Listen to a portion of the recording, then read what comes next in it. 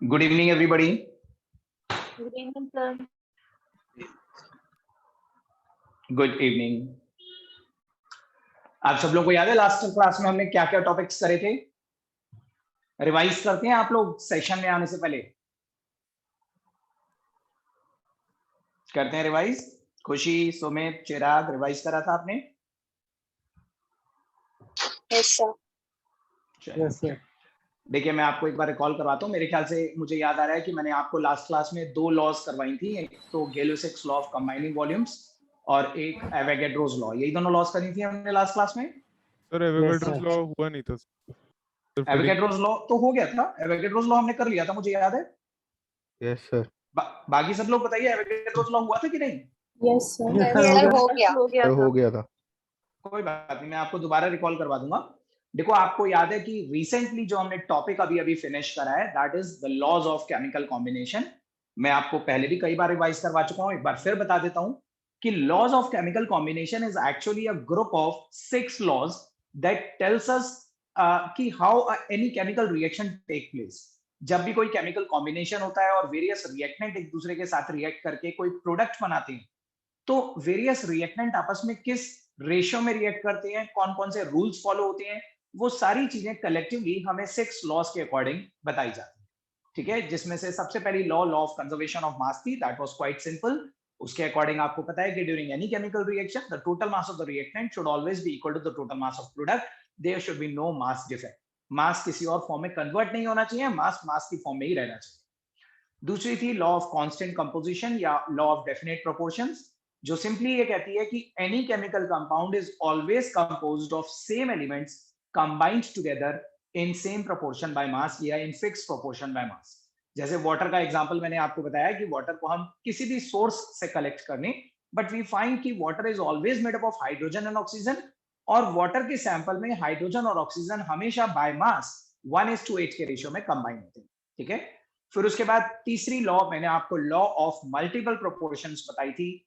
जब जब मैंने इस लॉ का नाम लिया है तब तब मैंने आपको ये बताया है कि ये सबसे इंपॉर्टेंट लॉ है।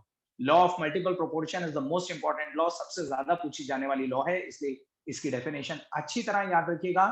डेफिनेशन मैंने आपको बताई थी कि when two elements combines together to form two और more than two compound, then the masses in which then the ratio of their masses in which they combine with the fixed mass of third element bear a simple ratio to one another। ठीक है, इसके बहुत सारे example मैंने आपको दिए थे, जैसे कार्बन और ऑक्सीजन आपस में कंबाइन होकर कार्बन मोनोऑक्साइड भी बनाते हैं और कार्बन डाइऑक्साइड भी बनाते हैं। और अगर आप इस कार्बन मोनोऑक्साइड और कार्बन डाइऑक्साइड दोनों में ही कार्बन के मास को एक कॉमन वैल्यू पे फिक्स कर लें, तो ऑक्सीजन के मासेस आपस में simple whole number ratio bear up करेंगे। ये वाली जो लॉ थी, लॉ ऑफ मल्टीपल प्रोपोर्शन, इसी में आपको याद होगा मैंने लास्ट क्लास में जाते जाते न्यूमेरिकल भी करवाया था। वो न्यूमेरिकल उस दिन हमने बिल्कुल एंड में करा था, तो आप सब लोगों को समझ में आ गया था। आपको मैंने बताया था कि हाइड्रोजन और ऑक्सीजन से दो कंपाउंड्स बने थे। एक कंपाउंड में हाइड्रोजन की कंटेंट 5.93% थी और दूसरे कंपाउंड में हाइड्रोजन की परसेंटेज 11.2% थी। हमें जस्टिफाई करना था कि ये data law of multiple proportion को इलस्ट्रेट कर रहा है। सो आपको याद होगा एक कंपाउंड में 5.93 हाइड्रोजन कंबाइन हो रहा था 94.097 समथिंग, जो भी हमने माइनस करके निकाला था, उतने ऑक्सीजन के साथ। और अगर एक कंपाउंड में 5.93% of hydrogen 94 point something oxygen के साथ कंबाइन हो रहा था, तो दूसरे कंपाउंड में भी हम ये पता लगाएंगे कि 5.93% हाइड्रोजन कितने ऑक्सीजन के साथ कंबाइन होगा। दोनों ही कंपाउंड्स में हमने हाइड्रोजन को 5.93% पे फिक्स कर लिया था, और ऐसे में दोनों में ऑक्सीजन की जो परसेंटेजेस हमने कैलकुलेट करी थी, वो रेशियो 1:2 या 2:1 का एक सिंपल रेशियो आ रहा था। सब लोग बताइए, वो न्यूमेरिकल याद है आप लोगों को और समझ में भी आ गया था? Yes, sir. Yes sir. Yes, sir. उसके बाद मैंने लॉ ऑफ रेसिप्रोकल प्रोपोर्शंस करवाई थी। That was an additional thing जो मैंने आपको करवा दी, लेकिन आपके सिलेबस का पार्ट नहीं है। लॉ ऑफ रेसिप्रोकल प्रोपोर्शन में मैंने आपको बताया था कि when two elements combines separately with the fixed mass of third element, then the ratio of their masses in which they combine with the third element is either same or it bear a simple ratio to that ratio in which they combines with one another। दो ऐसे element imagine करने होते हैं जो आपस में भी एक दूसरे के साथ कंबाइन होते हैं और वो सेपरेटली किसी fixed mass of third element के साथ भी कंबाइन होते हैं। और उन दोनों एलिमेंट्स का एक तो वो रेशियो लेना होता है जिसमें वो आपस में एक दूसरे के साथ कंबाइन होती हैं, और एक वो रेशियो कंसिडर करना होता है जिसमें वो थर्ड एलिमेंट के साथ कंबाइन होती है। वो दोनों रेशियो या तो सेम आ जाते हैं या उनके बीच में भी आपस में एक सिंपल होल नंबर रेशियो होता है। उसके बाद मैंने आपको लास्ट क्लास में गेलो-सेक्स लॉ ऑफ कंबाइनिंग वॉल्यूम्स करवाई थी, ये मैं आप लोगों से पूछूंगा। बताइए गेलो-सेक्स लॉ ऑफ कंबाइनिंग वॉल्यूम्स क्या थी? अलीशा आप बताइए। Gases react with each other and the volume in this treatment zone. There are simple whole number ratio to one another, and there are also very simple whole number ratio to the product. And the gases should be in standard temperature and pressure. Exactly देखिए मैं आपको एक बार दोबारा बताता हूँ। ये जो law of Gay Lussac's law of combining volumes है, this is only applicable over the gaseous reactions. एक ऐसा रिएक्शन जिसमें सारी चीजें गैसेस हैं, रिएक्टेंट भी गैसेस हैं, प्रोडक्ट भी गैसेस हैं। ये लॉ सिंपली ये कहती है कि जब भी दो गैसेस आपस में रिएक्ट करके कोई तीसरी गैस बनाती हैं, whenever two gases react together to form any third gas, then the ratio of the volumes in which the two gases react with each other, जो भी दो गैसेस आपस में रिएक्ट कर रही हैं, उनकी जो वॉल्यूम्स हैं, वो वॉल्यूम्स आपस में एक सिंपल रेशियो बेयर अप करेंगी, और वो ना सिर्फ रिएक्टेंट में प्रेजेंट गैसेस आपस में सिंपल रेशियो बेयर करेंगी, बल्कि वो रिएक्टेंट प्रोडक्ट के साथ भी एक सिंपल रेशियो बेयर अप करेंगी। In fact in very simple terms Gay Lussac's law ये कहती है कि किसी भी बैलेंस्ड केमिकल गैसियस रिएक्शन में जो मोल्स का रेशियो होता है ना, वही वॉल्यूम का रेशियो होता है, क्योंकि equal moles contain equal volumes under similar conditions of temperature and pressure. अगर दो गैसेस का रेशियो बाय मोल 1:1 का आ रहा है, तो उनकी वॉल्यूम का रेशियो भी 1:1 ही आएगा। ठीक है, सबको क्लियर था ये? बताइए आरुषि, अमेश, खुशी, सबको क्लियर है ना? अकेला Gay Lussac's law? Yes sir. And finally हमने लास्ट में पढ़ी थी एवोगैड्रोस लॉ। एवोगैड्रोस लॉ को एवोगैड्रो हाइपोथेसिस भी कहते हैं, एंड वो बहुत सिंपल सी लॉ थी। Avogadro law simply states that कि equal volumes of all gases under similar conditions of temperature and pressure contain equal number of molecules या equal number of moles। अगर मान लीजिए दो अलग अलग कंटेनर हैं, उसमें दो अलग अलग गैसेस हमने ले रखी हैं, लेकिन दोनों की वॉल्यूम बराबर है, एक कंटेनर में 1 लीटर नाइट्रोजन है, दूसरे कंटेनर में 1 लीटर हाइड्रोजन है, तो क्योंकि दोनों कंटेनर के अंदर सेम वॉल्यूम प्रेजेंट है, तो दोनों कंटेनर के अंदर नंबर ऑफ मॉलिक्यूल्स भी सेम होंगे, provided the gases have been kept under similar conditions of temperature and pressure। ठीक है, तो ये याद रखिएगा, equal volumes of all gases under similar conditions of temperature and pressure contain equal number of molecules। so ये almost बाकी सारी जो लॉज हैं वो थियोरेटिकली आपसे पूछी जाएंगी, लेकिन जो लॉ ऑफ मल्टीपल प्रोपोर्शन है उस पे आपको न्यूमेरिकल आ सकता है। ठीक है, तो otherwise this is mostly a theoretical concept.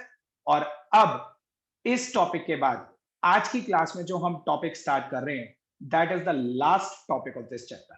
आज फाइनली हम इस चैप्टर के लास्ट टॉपिक पे आ गए हैं। प्रोबेबली ये चैप्टर हमारा आज ही खत्म हो जाएगा, और अगर थोड़ा बहुत बचा तो 10 मिनट का बचेगा, वो हम नेक्स्ट क्लास में कंप्लीट करेंगे।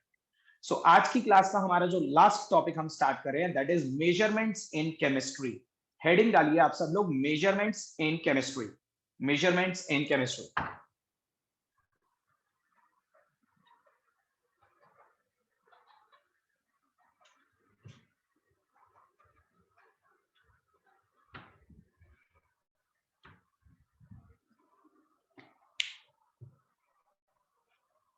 आप लोग बताइए, यहाँ पे कोई भी एक स्टूडेंट ऐसा है, कोई भी स्टूडेंट ऐसा है जिसके स्कूल में चैप्टर 1 कंप्लीट हो गया?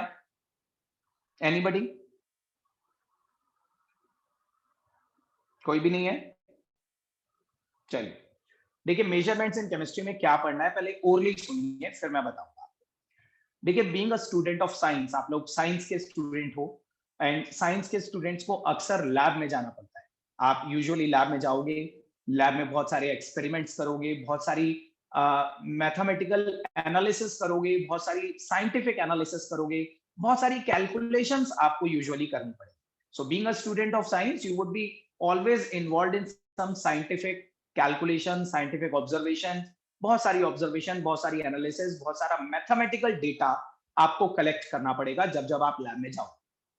लेकिन आप देखोगे यूजुअली कि जब आप कोई साइंटिफिक एनालिसिस करते हो, कोई वैल्यू मेजर करते हो, किसी चीज की लेंथ मेजर करते हो, कोई डेटा कलेक्ट करते हो, कुछ भी, एनी मेजरमेंट, जब भी आप केमिस्ट्री में या लैब में कोई भी किसी भी टाइप की मेजरमेंट करते हो, तो आप देखते हो कि समटाइम्स, यूजुअली, इनफैक्ट कई बार ऐसा होता है कि जो कैलकुलेशन हमने करी होती है, जो भी हमने साइंटिफिक डेटा हमने कलेक्ट करा होता है, उस डेटा का एग्जैक्ट आंसर हम रिपोर्ट नहीं कर पाते। हमारे आंसर में एक डिग्री ऑफ एरर, एक डिग्री ऑफ अनसर्टेनिटी आती है। ठीक है, जब भी, मतलब मैं ये नॉर्मल कैलकुलेशन की बात नहीं कर रहा, मैं किसी न्यूमेरिकल को सॉल्व करने की बात नहीं कर रहा, मैं ये एक्सपेरिमेंटल कैलकुलेशंस की बात कर रहा हूं। जब भी आप लैब में जाओगे और लैब में कोई एक्सपेरिमेंटल एनालिसिस करोगे, कोई साइंटिफिक कैलकुलेशन करोगे, तो आप देखोगे जो भी आपका आंसर आएगा ना, उस आंसर में यूजुअली, अक्सर, एक डिग्री ऑफ एरर आई। ठीक है, तो हमें ये फाइंड आउट करना है कि जब भी हम कोई साइंटिफिक कैलकुलेशन करते हैं, तो हमारी उस कैलकुलेटेड वैल्यू में एक डिग्री ऑफ एरर क्यों आती है। अगर आ रही है तो डिग्री ऑफ एरर क्यों आती है, what might be the cause in the error within our answer. हमारे आंसर में अगर एरर है, हमारे आंसर में एक अनसर्टेनिटी है, एक एम्बिग्विटी है, तो हमारे आंसर में उस एरर का कॉज है। ठीक है, आप मुझे बता सकते हो कि अगर आप लैब में गए, लैब में आपने कोई साइंटिफिक कैलकुलेशन करी, कोई मेजरमेंट करी, और आपने जो आंसर रिपोर्ट करा, उस आंसर में थोड़ी बहुत एरर है, वो बिल्कुल एग्जैक्ट नहीं है जैसा आना चाहिए, सर्टेन डिग्री ऑफ एरर, तो what might be the cause. आपको क्या लगता है कि आपकी मेजर्ड वैल्यूज में अगर एरर आ रही है, तो क्या रीजन हो सकते हैं उस एरर आने के? कोई भी बताएगा, हैंड रेज करिए, anybody.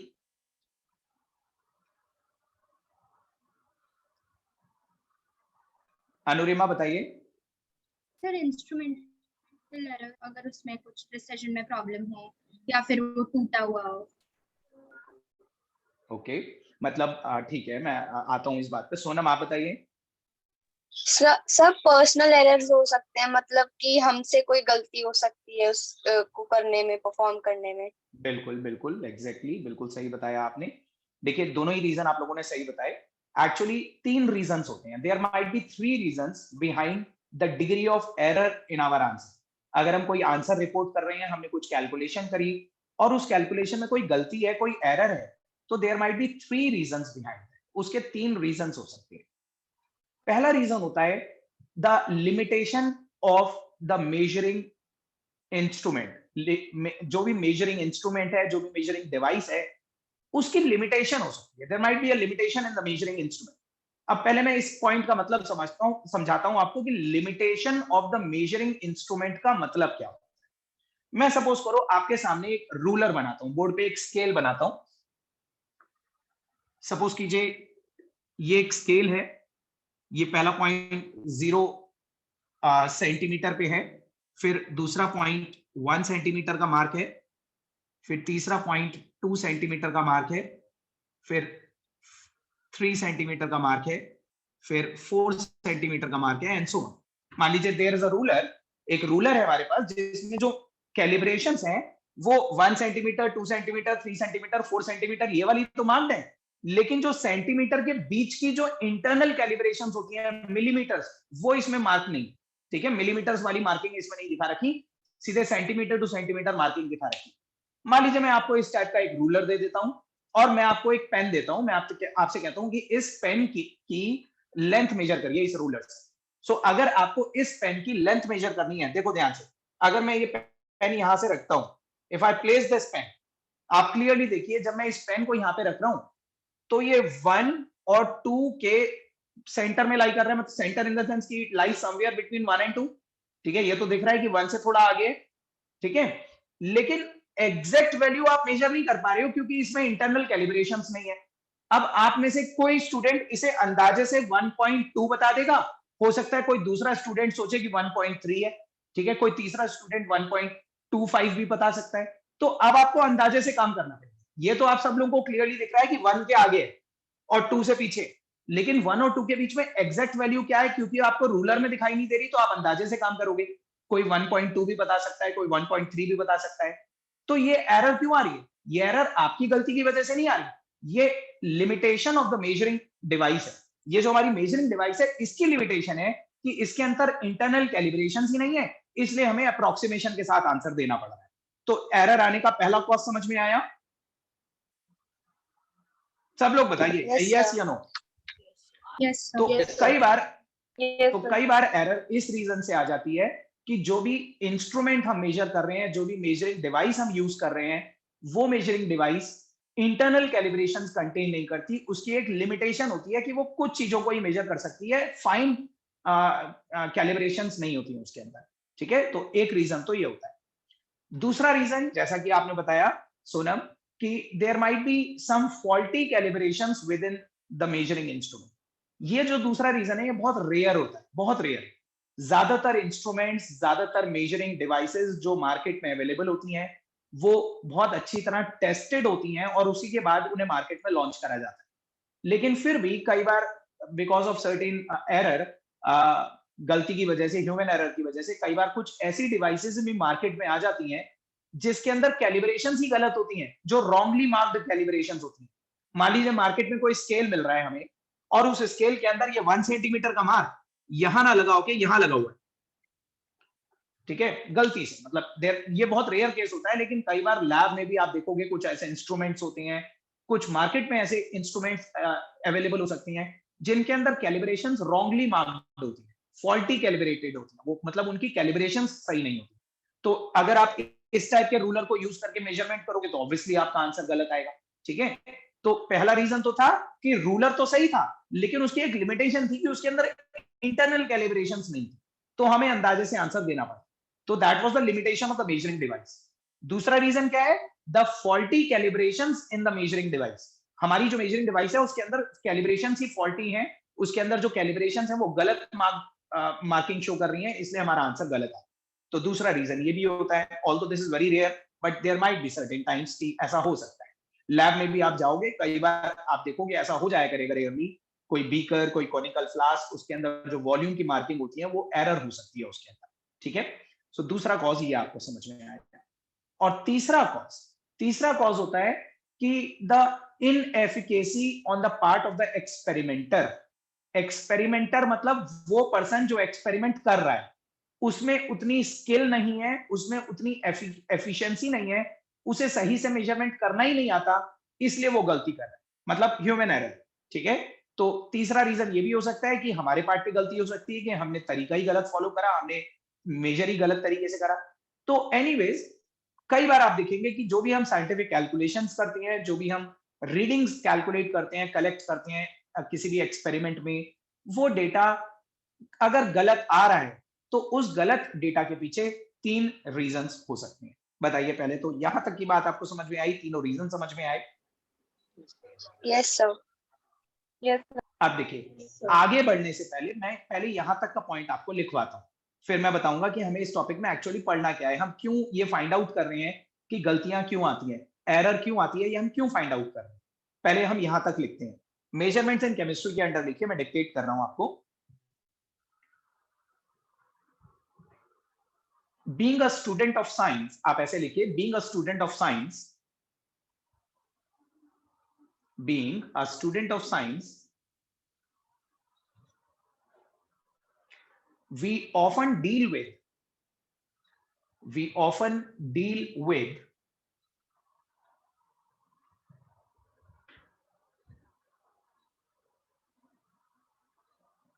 various scientific measurements. We often deal with various scientific measurements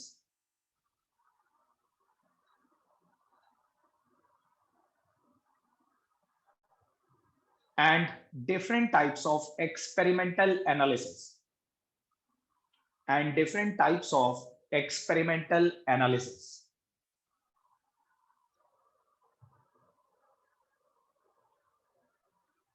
And different types of experimental analysis.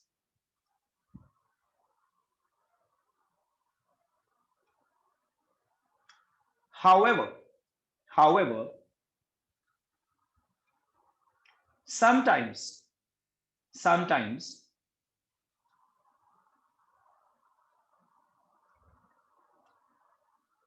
the result of our calculation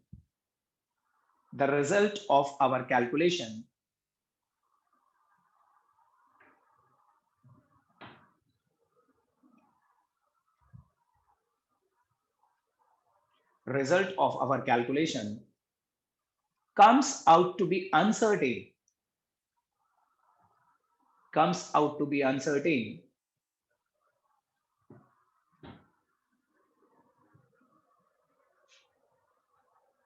comes out to be uncertain with a degree of error in it, with a degree of error in it.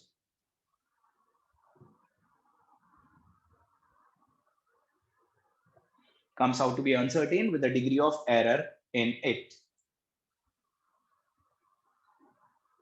Next line में लिखिए,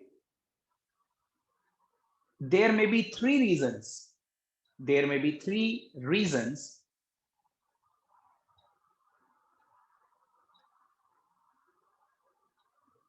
behind this uncertainty. There may be three reasons behind this uncertainty.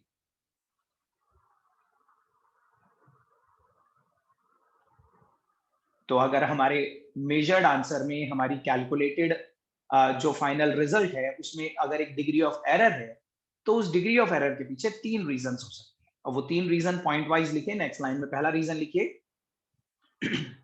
The first reason is the limitation of the measuring device. The limitation of the measuring device या measuring instrument, कुछ भी लिख लीजिए। The limitation of the measuring device.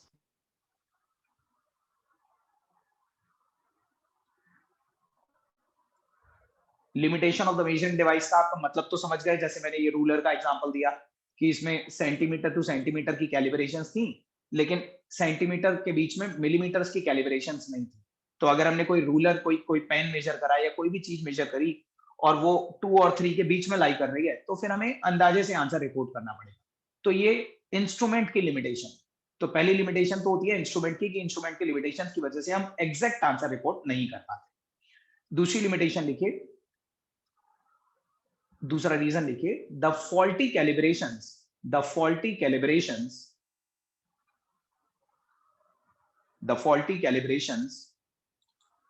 of the measuring instrument. Faulty calibrations of the measuring instrument.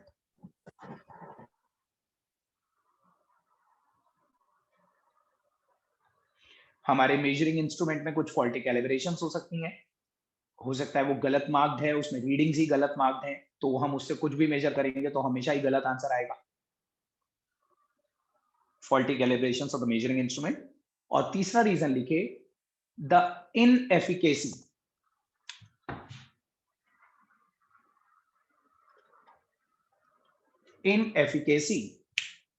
and the lack of skill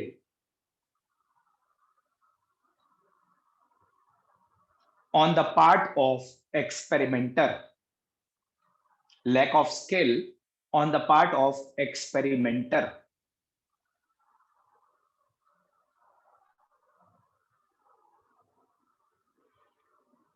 तीसरा reason तो बहुत common reason होता है कि कई बार हम जो मेजर करते हैं हम तरीका ही गलत फॉलो करते हैं, हमारे करने में एक इनएफिकेसी होती है हमारी, हम उतने ज्यादा स्किल्ड नहीं होते, हमें तरीके से सही से चीजें करनी नहीं आती, तो इसलिए हम उनकी गलत मेजरमेंट्स करते हैं।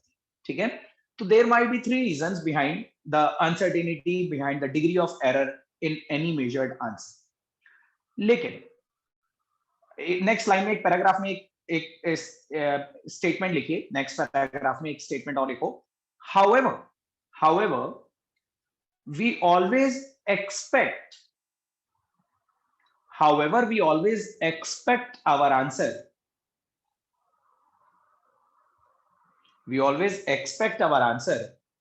to be accurate as well as precise. Expect our answer to be accurate as well as precise.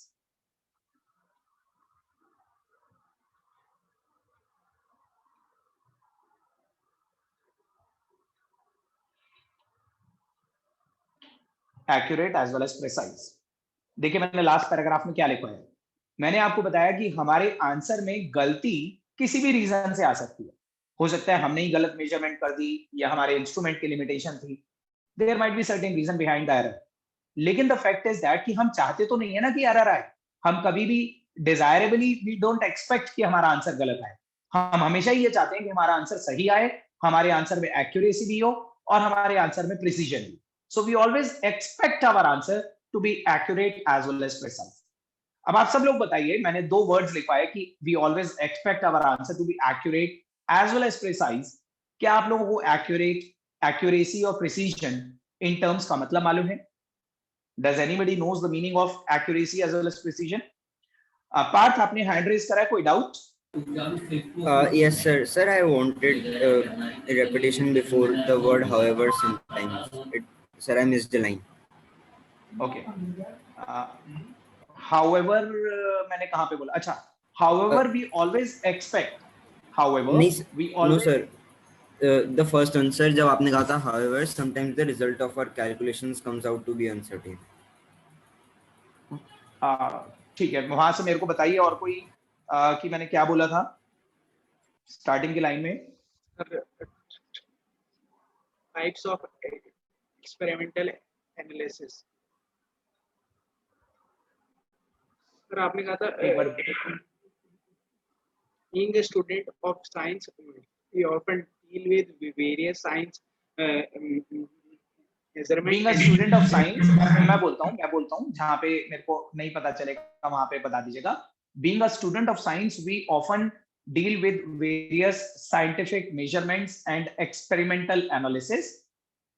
However, most of the times, या however sometimes, the measured value of our answer, यही बोला था? Yes sir. However sometimes, Partha आपने कहाँ तक लिखा है? However तक लिखा है? Yes, sir. However sometimes, थोड़ी लैंग्वेज चेंज हो सकती है पार्थ, लेकिन मैं आपको मीनिंग कन्वे कर देता हूँ.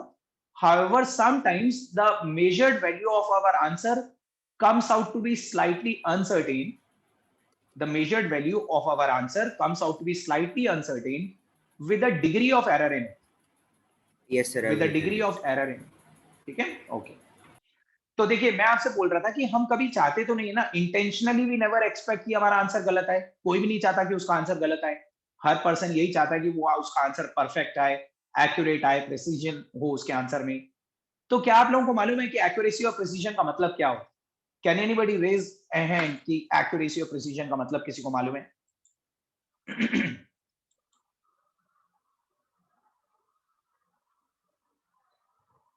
ओके.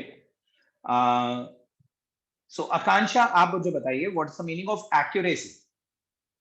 सर ये क्लोजनेस सर मेजर्ड वैल्यू होती है ट्रू वैल्यू से. ओके, ठीक है.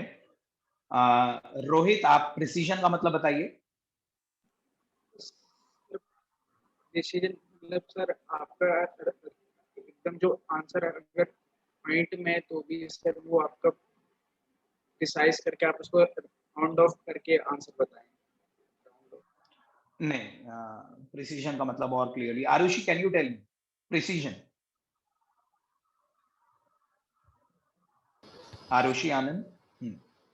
Precision means that whenever we repeatedly measure things, तो जितना वो close आएगी उसकी degree measurement की, उतना precision है. मैं आपको एक बहुत अच्छा एग्जांपल देके चीजें समझाऊंगा, लेकिन याद रखिएगा, एक्यूरेसी का मतलब होता है the closeness of our measured value to the true value of the result. ठीक है? हमारी मेजर्ड वैल्यू एक्चुअल वैल्यू के कितनी पास आ रही है.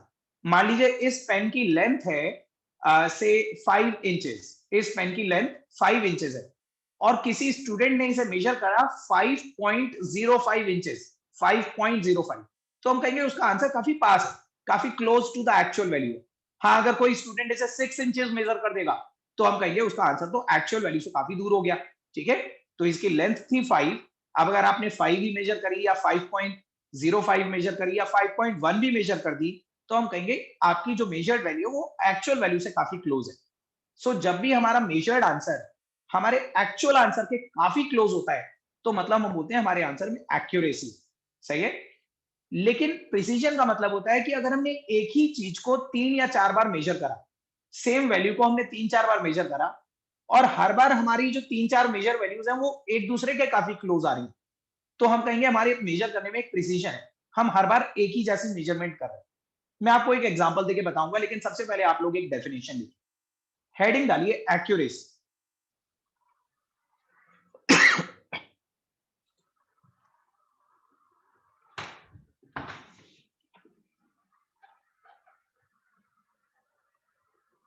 एक्यूरेसी. एक्यूरेसी की डेफिनेशन लिखिए, it refer to the closeness of our measured value, it refer to the closeness of our measured value, closeness of our measured value, closeness of our measured value to the true value of the result, to the true value of the result, closeness of our measured value to the true value of result.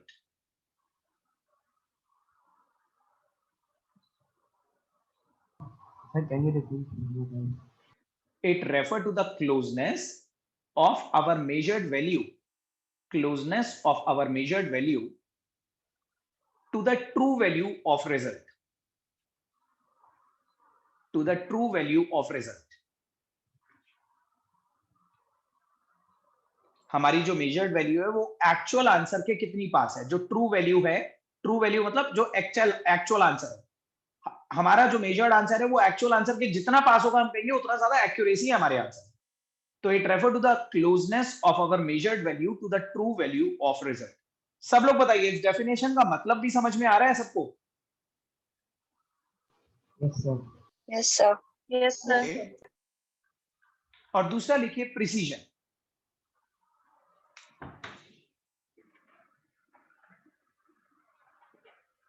Precision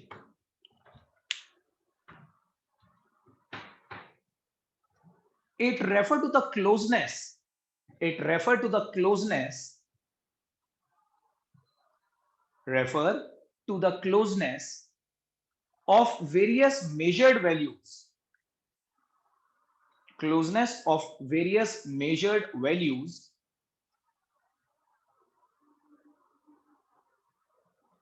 to each other, to one another, measured values to one another.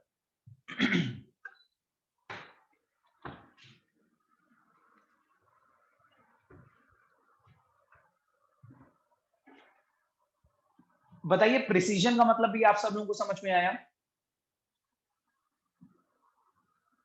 किस किस को doubt है precision का meaning exactly समझ में नहीं आ रहा किसी को तो बताइए। सबको क्लियर है? अनुष्का, साहिल, जूही, अभिनव, अभिराज, अमेश, सबको क्लियर है प्रिसीजन का मतलब? Yes, sir. Yes, sir. देखिए मैं फिर भी आपको एक एग्जांपल देता हूं, एक बहुत सिंपल सा example to understand the concept of accuracy and precision. आप सब लोगों ने वो डार्ट्स एंड एरो वाला गेम तो खेला होगा, बचपन में देखा होगा कि एक टारगेट बोर्ड होता है और उस पे डार्ट्स थ्रो करने होते हैं सेंटर में, सब लोगों ने देखा होगा। तो जस्ट इमेजिन करो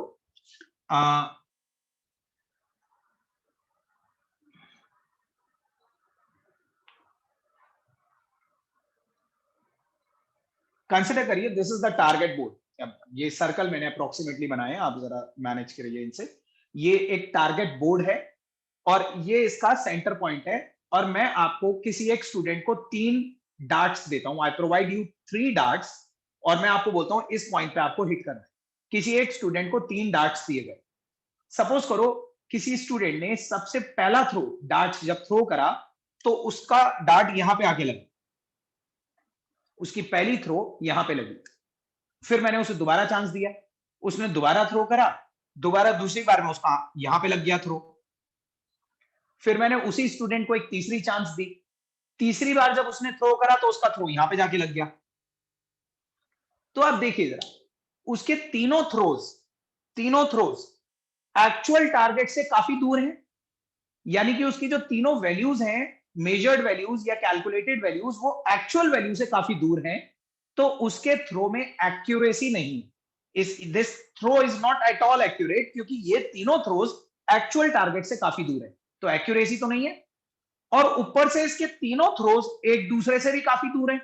पहली बार यहां लगा, दूसरी बार कहीं और जाके लग गया, तीसरी बार कहीं और लग गया। तो तीनों थ्रोज आपस में भी एक दूसरे के पास नहीं है, काफी दूर दूर है, तो उसके थ्रो करने में प्रिसीजन भी नहीं है। तो इस पर्सन के ना थ्रो करने में एक्यूरेसी है और ना ही थ्रो करने में प्रिसीजन। प्रिसीजन इसलिए नहीं है क्योंकि इसके तीनों थ्रोज एक दूसरे से काफी दूर हैं, एक्यूरेसी इसलिए नहीं है क्योंकि उसके तीनों थ्रोज एक्चुअल टारगेट से काफी दूर हैं। तो ये एक्यूरेट भी नहीं है और प्रिसाइज भी नहीं है। समझ में आ रहा है? Yes, sir. बोलिए। Yes, sir. अब देखिए, मैंने किसी दूसरे स्टूडेंट को 3 चांसेस दिए। अब कोई दूसरा स्टूडेंट है, उसको 3 चांसेस मिल रहे हैं 3 डार्ट्स थ्रो करने के। उस स्टूडेंट ने पहला डार्ट थ्रो करा, वो यहां जाके लग गया। फिर दूसरा चांस मिला उसे, उसका दूसरा डार्ट यहां पे जाके लगा। तीसरा चांस मिला, तीसरा डार्ट उसका यहां जाके लगा। तो देखिए, उसके भी तीनों डार्ट्स एक्चुअल टारगेट से काफी दूर हैं, यानी कि उसका भी आंसर एक्यूरेट नहीं है, उसका थ्रो एक्यूरेट नहीं है। लेकिन उसके तीनों थ्रोज आपस में तो एक दूसरे के पास है ना, तो उसके थ्रो में प्रिसीजन है। his answer is not accurate but his answer is at least precise। ऐसा हो सकता है कि आपका आंसर एक्यूरेट ना हो लेकिन प्रिसाइज हो। प्रिसाइज का मतलब है आपने एक ही चीज को 3-4 बार करा तो हर बार एक जैसा ही कर रहे हो आप। बेशक वो सही नहीं है, वो गलत है, लेकिन हर बार है एक जैसा। अगर आप गलती भी कर रहे हो तो हर बार एक जैसी गलती कर रहे हो, तो आपके गलती करने में भी एक प्रिसीजन है। समझ रहे? तो प्रिसीजन का मतलब है आपके तीनों थ्रोज एक दूसरे के तो काफी पास हैं, तो इसका मतलब आपके थ्रो में प्रिसीजन तो है, लेकिन क्योंकि आपके थ्रोज एक्चुअल टारगेट से काफी दूर हैं, इसलिए आपके थ्रो में एक्यूरेसी नहीं। These throws are not accurate, but these throws are actually precise। बताइए, समझ में आ रहा है? ये प्रिसाइज है बट ये एक्यूरेट नहीं है। ठीक है? अब मान लीजिए मैं किसी तीसरे स्टूडेंट को 3 चांसेस देता हूं। किसी तीसरे स्टूडेंट को 3 डार्ट दिए गए, उसे बोला गया इस पे टारगेट हिट करने के लिए, और उसने पहला डार्ट यहां पे थ्रो करा, very close to the target. एक और चांस मिला, दूसरा डार्ट उसने यहां पे थ्रो करा, still very close to the target. तीसरा चांस मिला, उसने एग्जैक्टली टारगेट पे ही हिट कर दिया। तो हम कहेंगे इसके थ्रो एक्यूरेट भी हैं और प्रिसाइज भी। एक्यूरेट इसलिए क्योंकि एक्चुअल वैल्यू के काफी क्लोज हैं, और प्रिसाइज इसलिए क्योंकि तीनों आपस में भी काफी क्लोज हैं। ठीक है? तो एक्यूरेसी का मतलब होता है हमारी जो मेजर्ड वैल्यू है, हमारी जो कैलकुलेशन है, वो एक्चुअलिटी के, रियलिटी के कितने पास है, जो ट्रू आंसर है उसके कितनी पास है। और प्रिसीजन का मतलब होता है कि अगर हमने एक ही चीज को 3 बार या 4 बार रिपीट करा, तो हर बार अगर एक जैसा कर रहे हैं, हमारे तीनों चारों आंसर्स एक जैसे हैं, तो हम कहेंगे हमारे आंसर में प्रिसीजन है। तो बताइए, सब लोगों को एक्यूरेसी और प्रिसीजन का मतलब समझ में आ गया? Yes, sir. तो क्या आप ये मानते हैं कि आप खुद ही अपने बारे में इमेजिन करो कि आप कोई कैलकुलेशन कर रहे हो, कोई एक्सपेरिमेंटल डेटा कलेक्ट कर रहे हो, लैब में कोई मेजरमेंट कर रहे हो, आप हमेशा ये चाहोगे ना कि आपका आंसर एक्यूरेट भी हो और प्रिसाइज भी हो। आप कभी भी इंटेंशनली ये तो नहीं चाहोगे कि आपके आंसर में एक्यूरेसी ना हो, आपके आंसर में प्रिसीजन ना हो। Everybody wish, everybody expect his answer to be accurate as well as precise, चाहे गलती का कोई भी रीजन हो, चाहे कैलिब्रेटेड इंस्ट्रूमेंट सही से मेजर कैलिब्रेटेड ना हो, या हमारी स्किल उतनी अच्छी ना हो, या फॉल्टी कैलिब्रेशंस आ गई हो, कोई भी रीजन हो, बट हम इंटेंशनली नहीं चाहते कि हमारा आंसर गलत आए। हम हमेशा चाहते हैं कि हमारा आंसर सही आए, हमारे आंसर में एक्यूरेसी भी हो, हमारे आंसर में प्रिसीजन भी हो। ठीक है? तो यही मैंने लास्ट पैराग्राफ लिखा है। हाउएवर, देखिए, गलती तो फिर भी हो जाती है, आंसर तो फिर भी अक्सर आपने देखा है कि जब आप जाओगे लैब में मेजरमेंट्स करोगे, तो आप देखोगे यूजुअली फिर भी एरर आ ही जाएगा।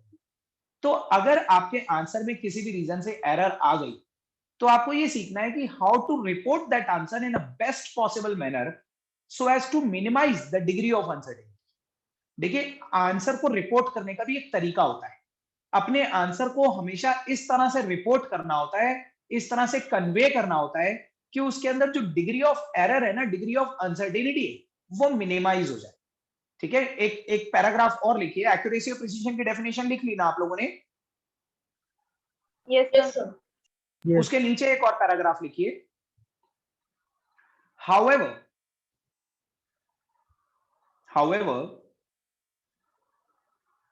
even if the measured values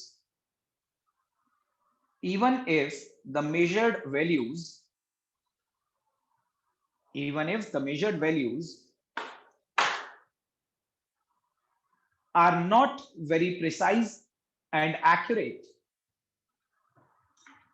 even if the measured values are not very precise and accurate,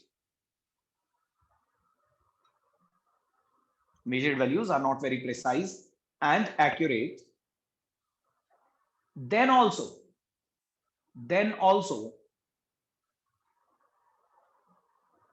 we should report then also we should report our answer.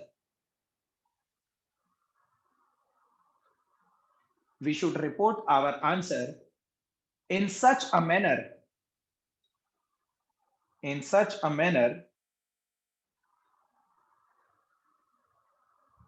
so as to minimize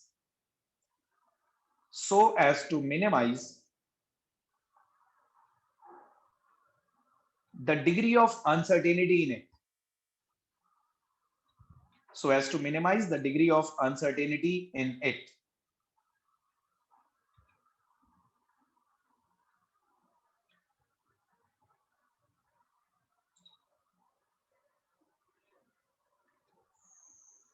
This can be done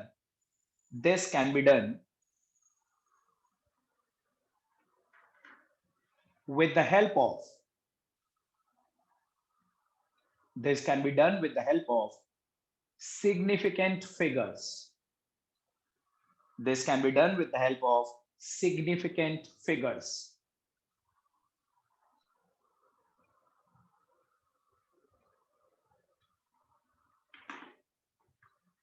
This can be done with the help of significant figures. अब देखिए एक नया topic आप लोगों के लिए जिसके बारे में आप लोगों ने 11th क्लास से पहले कभी भी नहीं सुना होगा, significant figures. And probably chances हैं कि आप 11th के आगे आने वाले चैप्टर्स में 12th में भी सिग्निफिकेंट फिगर्स के बारे में थ्योरेटिकली तो कहीं नहीं पढ़े। ये जो सिग्निफिकेंट फिगर्स का कॉन्सेप्ट मैं आपको पढ़ाने वाला हूं, ये थ्योरेटिकली आपके लिए बहुत ज्यादा काम का नहीं होता, लेकिन एक्सपेरिमेंटली साइंटिफिकली ये बहुत ज्यादा काम का होता है। जब आप लैब में कोई मेजरमेंट्स करते हैं, साइंटिफिक कैलकुलेशंस करते हैं, तब आपको सिग्निफिकेंट फिगर्स का कॉन्सेप्ट यूज करना आना चाहिए। तो देखते हैं कि सिग्निफिकेंट फिगर्स क्या होती हैं, सिग्निफिकेंट फिगर्स का यूज कैसे करा जाता है, किस तरह से हमारे आंसर को बेस्ट पॉसिबल मैनर में कन्वे करने में ये हेल्प करती है। तो सब लोग हेडिंग डाल लीजिए सिग्निफिकेंट फिगर्स। यहां तक की एक्सप्लेनेशन में कोई भी डाउट है, कोई भी लाइन आपको नहीं समझ में आ रही, तो आप मुझे बता दीजिए।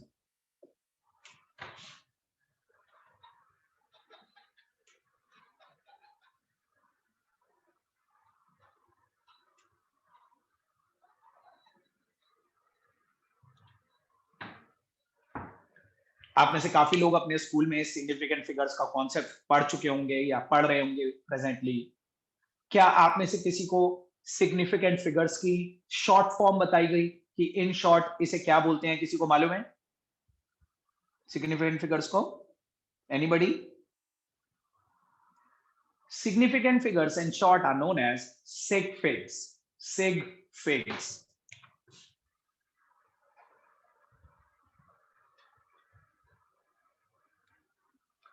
तो सिग्निफिकेंट फिगर्स को sig figs भी कहा जाता है। सबसे पहले देखते हैं सिग्निफिकेंट फिगर्स की डेफिनेशन क्या होती है। नेक्स्ट लाइन में लिखिए, the significant figures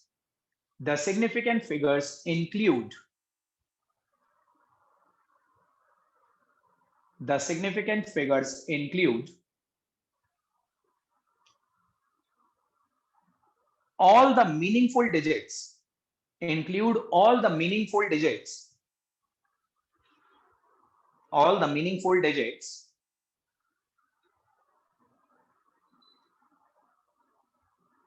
which are known with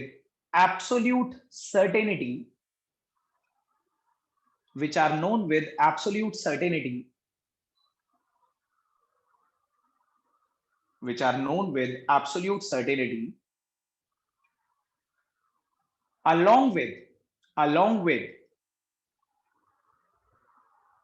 certainty, along with one last digit, which is slightly uncertain,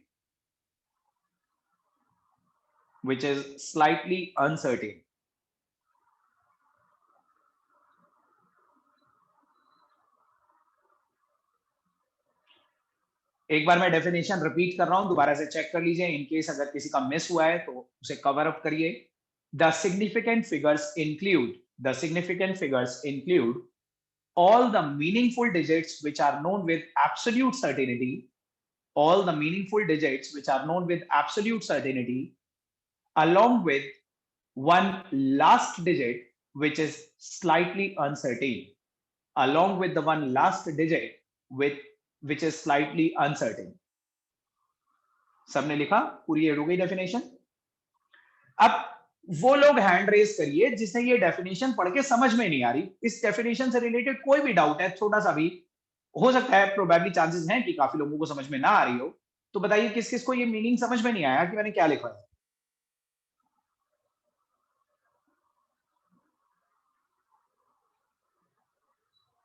पढ़िए इस डेफिनेशन को एक बार और, जब तक मैं बोर्ड पे एक रूलर बना रहा हूं आपके लिए फिर से।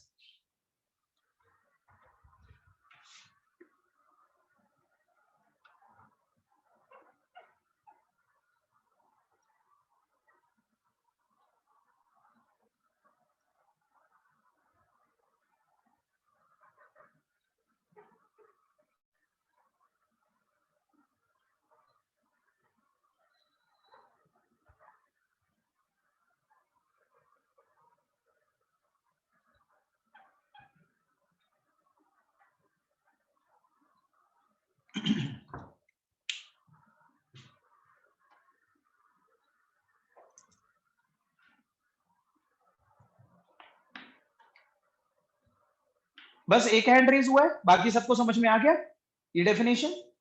आस्था, पार्थ, आरुषि, साहिल, कृपा, सबको समझ में आ गई?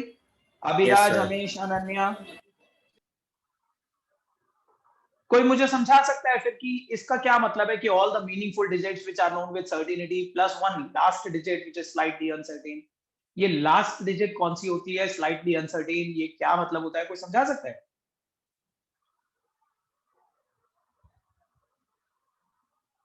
कृपा,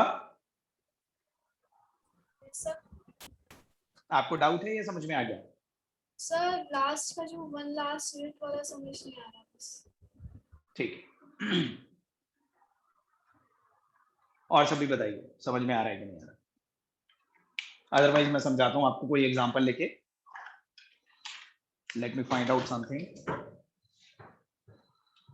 देखो, मैंने आपके सामने एक रूलर बना रखा है, ठीक है?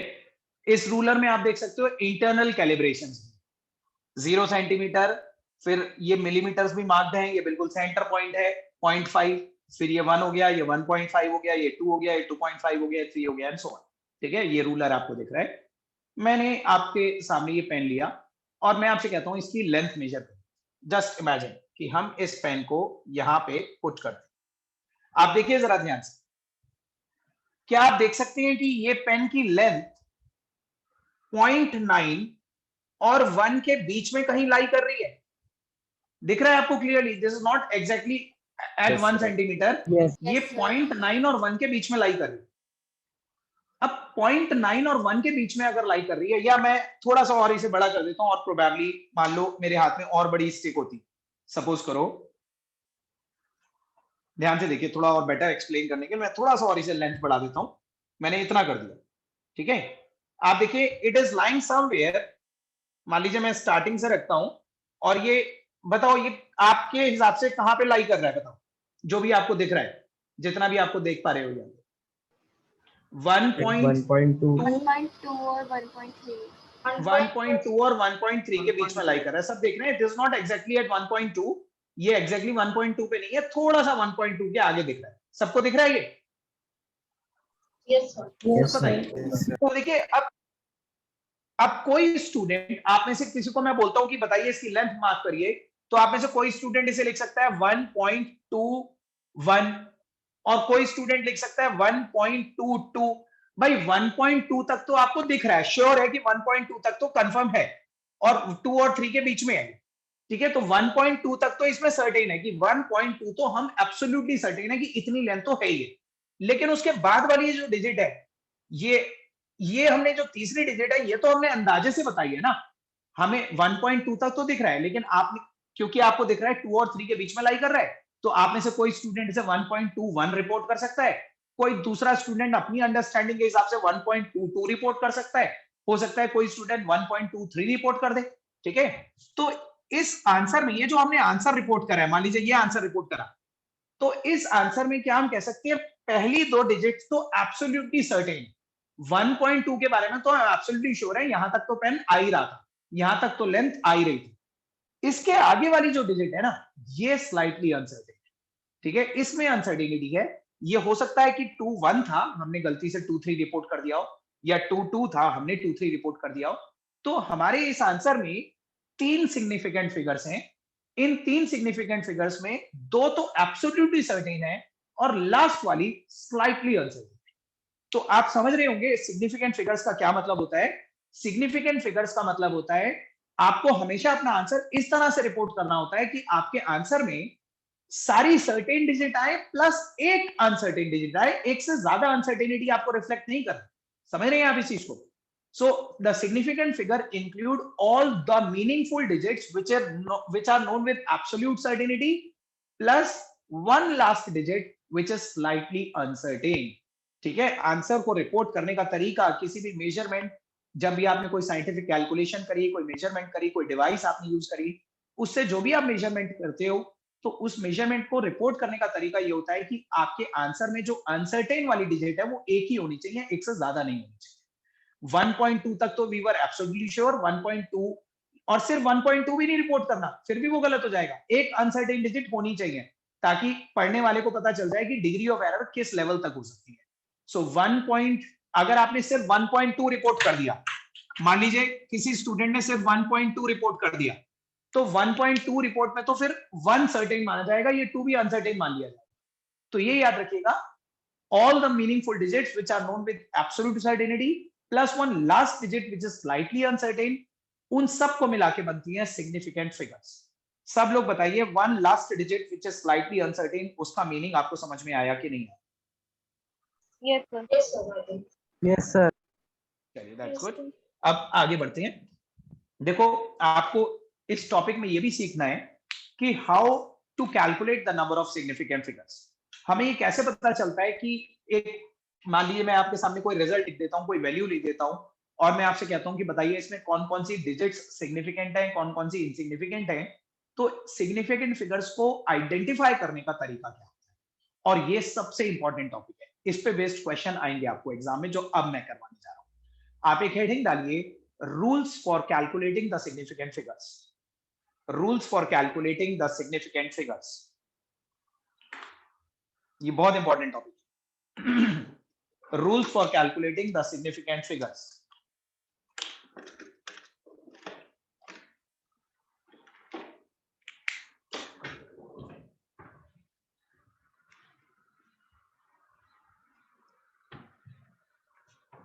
पहला पॉइंट लिखिए, all non zero digits are always significant. All non zero digits are always significant. All non-zero digits are always significant.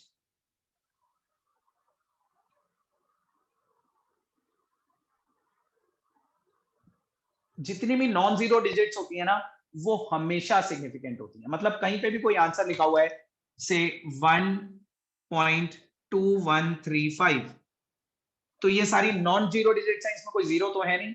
तो अगर कोई आपसे पूछे इसमें कितनी सिग्निफिकेंट फिगर्स हैं, तो सबको काउंट कर दोगे, 1 2 3 4 5 सिग्निफिकेंट फिगर्स, ठीक है। तो जितनी भी नॉन जीरो डिजिट्स होती हैं वो तो हमेशा सिग्निफिकेंट होती हैं, वो हमेशा मीनिंगफुल होती हैं। दूसरा पॉइंट लिखिए, देखो दो ही तो डिजिट्स होती हैं, दो तरह की डिजिट्स होती हैं, या तो नॉन जीरो डिजिट्स होंगी या फिर जीरो होंगे। अब जीरोस के रिगार्डिंग दूसरा पॉइंट लिखने से पहले आप मेरी बात सुनो। जीरोस भी ना, किसी भी नंबर में 3 तरह के जीरो होते हैं। there can be 3 types of zeros within any number: the leading zeros, the trailing zeros and the sandwiched zeros. मैं आपके सामने एक वैल्यू लिखता हूं बोर्ड पे, 0.005100390, ये पूरी एक वैल्यू लिखी है।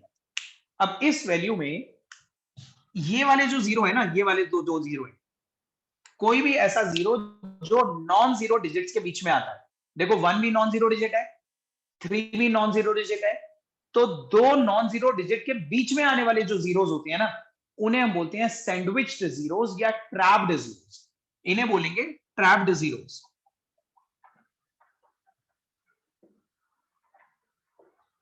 ट्रैप्ड जीरोस, ठीक है, या सैंडविच्ड जीरोस भी बोल सकते हैं। किसी भी नंबर के आखिरी में, लास्ट में जो जीरोस आते हैं ना, the zeros at the end of the number, these zeros are called the trailing zeros. Trailing zeros. और किसी भी नंबर के बिल्कुल स्टार्टिंग में जो जीरोस आते हैं, अगर नंबर स्टार्ट ही जीरो से हो रहा है तो बिल्कुल शुरू वाले जो जीरोस होते हैं उन्हें बोलते हैं leading zeros. These are leading zeros. ठीक है, तीन तरह के जीरोस होते हैं, याद रखिएगा, the leading zeros, the trailing zeros and the trapped zeros. Non zero digits तो हमेशा सिग्निफिकेंट होती हैं। जीरोस कौन से वाले सिग्निफिकेंट होते हैं और कौन से वाले नहीं होते, उसके लिए मैं आपको 2-3 पॉइंट्स लिखवा रहा हूं। तो दूसरा पॉइंट लिखिए सब लोग, सेकंड पॉइंट लिखिए,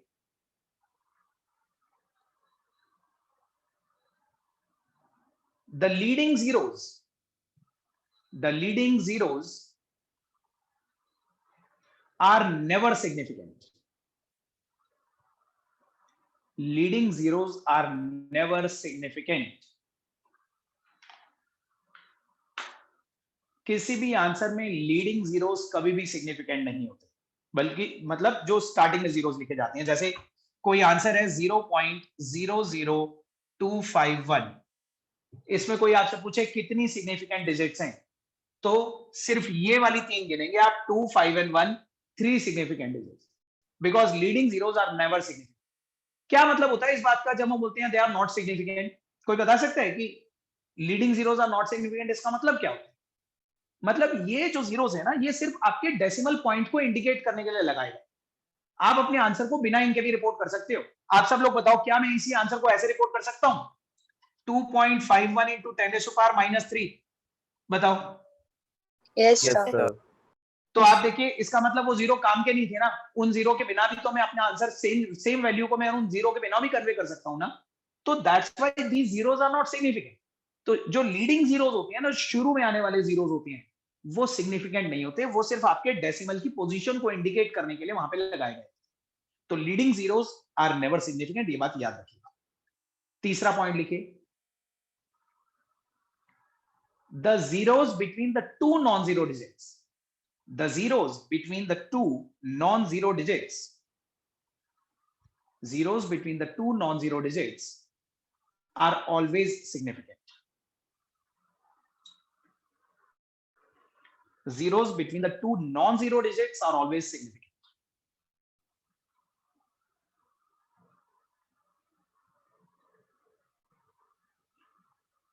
दो नॉन जीरो डिजिट्स के बीच में आने वाले जीरोस हमेशा सिग्निफिकेंट होते हैं। मतलब अगर मान लीजिए मैंने ये लिखा है 52003, तो बताइए इसमें कितनी सिग्निफिकेंट डिजिट्स हैं? 5। इसमें ये भी कंसिडर करना पड़ेगा, ठीक है ना। तो दो नॉन जीरो डिजिट्स के बीच में आने वाले जीरोस हमेशा सिग्निफिकेंट होते हैं। देखिए, मेरे को लगता है कुछ स्टूडेंट्स का बैच होता है, 4-5 बच्चे लीव कर गए, तो आज आप लोग इतना कर लीजिए। हमारा चैप्टर थोड़ा सा ही बचा हुआ है, हम उसे नेक्स्ट क्लास में कवर अप करेंगे और एनसीईआरटी की बैक एक्सरसाइज के कुछ क्वेश्चंस भी करेंगे। अभी कोई 1-2 पॉइंट्स और बचे हैं, वो मैं आपको नेक्स्ट क्लास में एक्सप्लेन कर दूंगा। Okay okay sir.